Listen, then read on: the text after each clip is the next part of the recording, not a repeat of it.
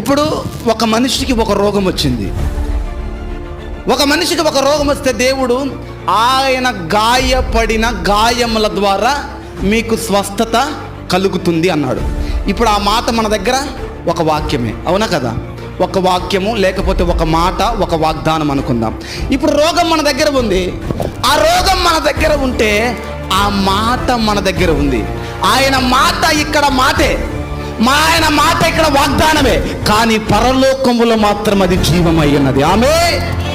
ఈ మాటను నువ్వు నమ్ముతూ ఉన్నప్పుడు, దేవుని గురించిన మాట నమ్ముతూ ఉన్నప్పుడు, దేవుని గురించిన వాక్యాన్ని నమ్ముతూ ఉన్నప్పుడు, వినుట దేవుని గురించిన వాగ్దానం వింటూ ఉన్నప్పుడు, ఆ మాటను నువ్వు నమ్ముతూ ఉన్నప్పుడు, ఆ మాట నేను ఎక్కడికి తీసుకొని వెళ్తుందంటే ఆ మాట జీవము కలిగిన దేవుని యొద్దకు నిన్ను తీసుకొని వెళ్తుంది. హల్లెలూయా.